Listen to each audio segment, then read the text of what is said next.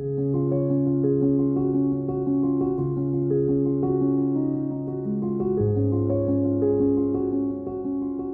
I'm originally from Atlanta, Georgia, born and raised there. I left Atlanta after high school and went to college in Washington, D.C. at American University. From college, I moved back to Atlanta for a short little bit of time. I should say, I guess I studied abroad, did an internship in the south of France, moved to Birmingham, Alabama, back to Atlanta, to Minneapolis. I was employed with General Mills, so a transfer at that time brought me to the Twin Cities. I lived downtown in a beautiful condo in the Mill District, right by the Guthrie for many years. And then when I got married, we purchased a home in Edina.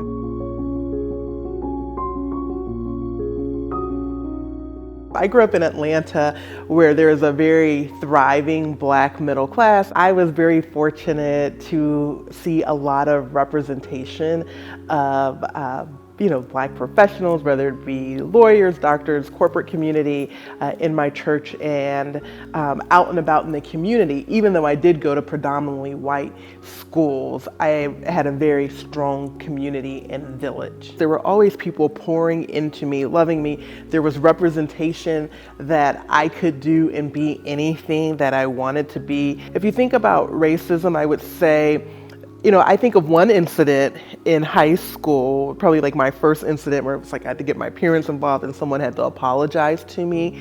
But other than that, you knew where people stood. So there was no guessing. Like if a person was racist, they said, we don't like Black people, we don't like women, and that was it. And I think the problem is where people have like this sheep's clothing and they pretend like they care and they want to be your friend, and you're like, I trusted them or I let them in, and then they turn out to be something other than what they presented themselves as. Or when people say that they're very committed and then their actions are not in alignment with their words, that leads to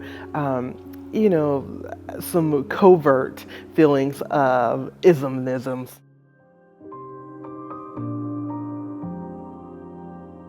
In this time and age, this is not the time to be afraid. There are so many things that can happen that can lead us to fear. Even myself, I remember I'm in school at the University of Pennsylvania. I'm working, I'm traveling all the time. And I remember when the administration changed and there were these raids happening, and I had completely been in my homework bubble in my life. And people talk about the Edina bubble.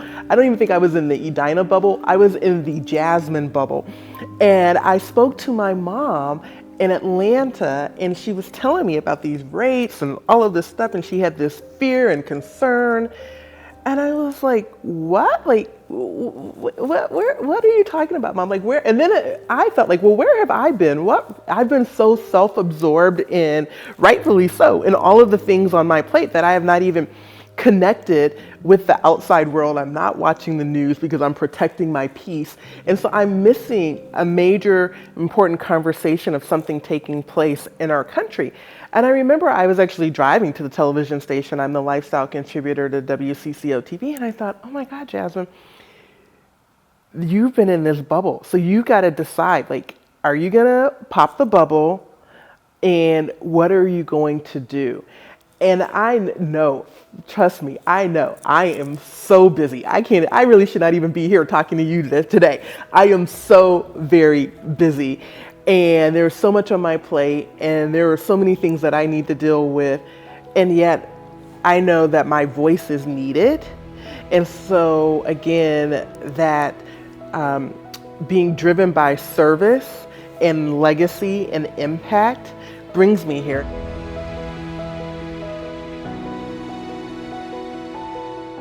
I always say, like, if you notice an opportunity area, there's an opportunity for you to be a part of the solution. And so I am very much service driven in my professional and personal life. Impact and legacy matter to me a great deal. And so all that I do, I think about what is the service component and what is the opportunity for impact and legacy. And so that pretty much guides, it serves as a part of my, true north.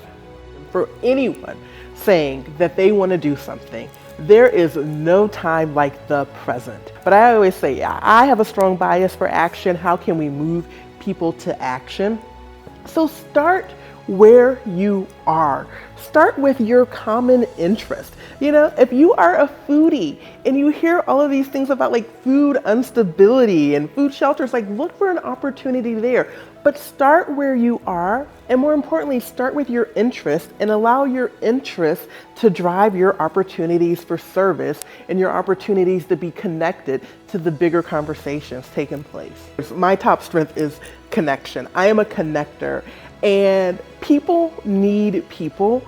So start having conversations. Have a conversation with somebody that doesn't believe what you believe, and look for the commonalities and build from that. I mean, we all talk about our differences, and it's really important to respect and honor and acknowledge and see someone's differences. So I'm not saying that. Like, I want people to know that, yes, I am a Black woman living in America. But hey, build a bridge with the commonalities. Look for those opportunities for connection.